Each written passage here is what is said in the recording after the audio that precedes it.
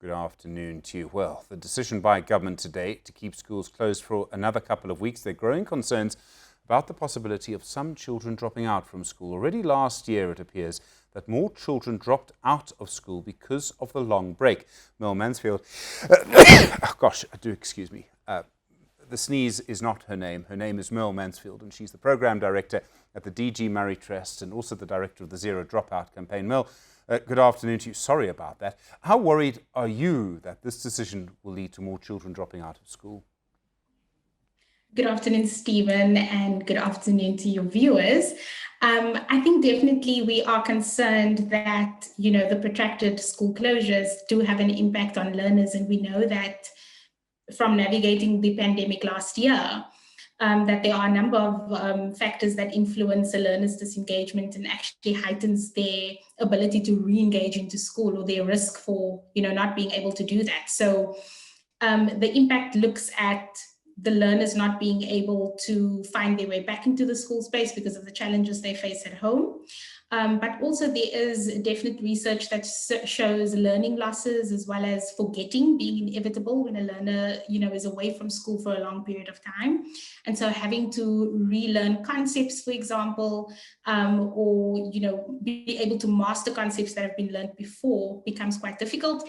And then, of course, in the kind of context we live, where we know many of our learners live in vulnerable situations where their families might be food insecure, or they might be exposed to domestic violence, or communities in which violence is prevalent, makes them a lot more vulnerable. So these issues do play a big part in preventing learners from re-engaging into school well.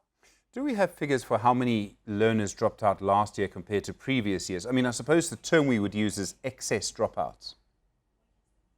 So the interesting thing is that we don't actually intentionally track dropout in South Africa. And so having an actual number for the amount of learners who drop out of school annually is something that's highly contested because the data just does not exist. For us to be able to do that, we need to intentionally start tracking those numbers right now. So we need to be using what we've been advocating for, which is an early warning system, and it looks at learner level data and tracks absenteeism, performance, as well as behavior over a period of time to assign risk to a learner. Now, currently our data systems doesn't allow us to proactively predict dropout. It looks, we are able to see what's happened in the past, and we're also not able to track learners longitudinally or between provinces, for example. So our system isn't sophisticated enough to do that. And for that reason, many of our learners drop out without us knowing. And we also see that many of our learners disappear from the school system before they reach matric without us having a plan in place. I mean, I've seen some figures that seem to show that of the children who enroll to go into grade 1, so the children who start the first day of school every year, 12 years later, only half of them are writing matric. I mean, does that tally with the evidence that you've seen? 40% of learners won't make it to matric once they've started grade 1. We did that research following one cohort of learners over a period of time, and we looked at a group of learners that started in grade 12 in 2018 and how many of them made it into the matric year. We also then analyzed that data, looking at how many of those learners from the matric year go on into universities or post-school qualifications. And we found that that's even a more dire number. The truth is, if we had to look at the biggest scale and through the whole population, it would be very difficult to do because the data just doesn't exist. And that's where the first problem begins. I think we need to start having that data available and collecting that data so that we can accurately report on it. So some of the predictions that we got last year, there were numbers that were proposed by different provinces, seemed very, the probability of those numbers seemed unlikely, just considering things like what trends look like across the education system for things like repetition and enrollment. And so if we take that into consideration, the kind of numbers that were presented doesn't seem likely. And so we're looking to see this year when schools reopen, what kind of uptake we have and what kind of return to schools we have when learners come back. And that's really the only way we'd be able to see factually what the enrollment rate is for this year. I mean, it's such a big question. What is going wrong? I mean, our society is is a difficult society to govern. The education system is actually sometimes the only thing that makes us all South African. It sort of knits us together because we come from such different places in our society. I mean, is it just our society that's making it impossible for us to have more children actually getting to matric and not dropping out? Is it the fault of the education system? I imagine it's going to be some sort of inevitable combination of the two. So I think this is the really interesting thing. For a long time, dropout in our country has been something that's been so normalized because it's so pervasive that we haven't really studied it, that we haven't tried to understand why it happens. And we've tried to assign blame to say it's the education system, it's because of families or homes. But in fact, we've learned now through research that dropout is a process of disengagement that happens over a very long period of time, and that many learners are extremely committed to their education for many years, but because of all the things that they have to navigate within their lives, eventually do drop out of school. And for me, that presents us with the opportunity to really put in place the responses and interventions through that process of disengagement that actually helps the learner stay in school. So some of these factors could be things like a learner who struggles to read, who has a difficult situation that happens at home, who experiences bullying within the school, for example, who struggles with poor infrastructure in a school. Many of our learners have many of these factors happening within their lives at the very same time.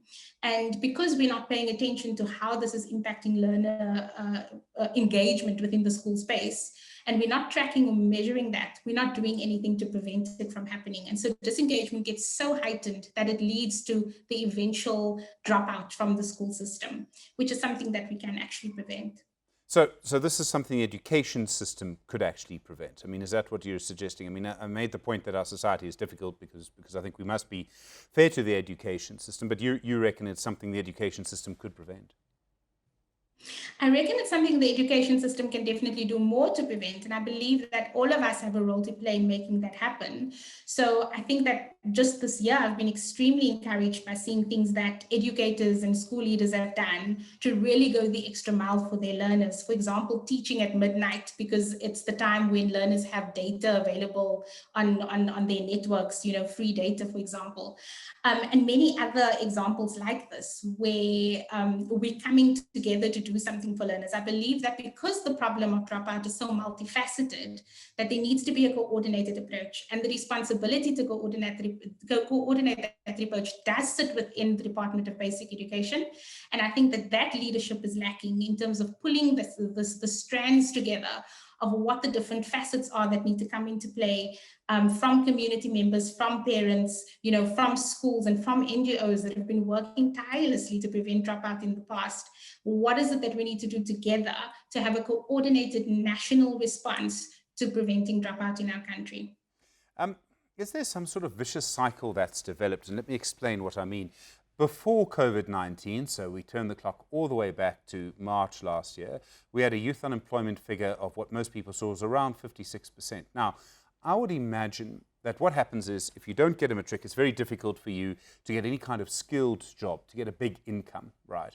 So if you live in a community where you see people who have a matric, who are unemployed, the incentive for you to stay through the schooling process starts to decline. There's almost no incentive at all. What's the point?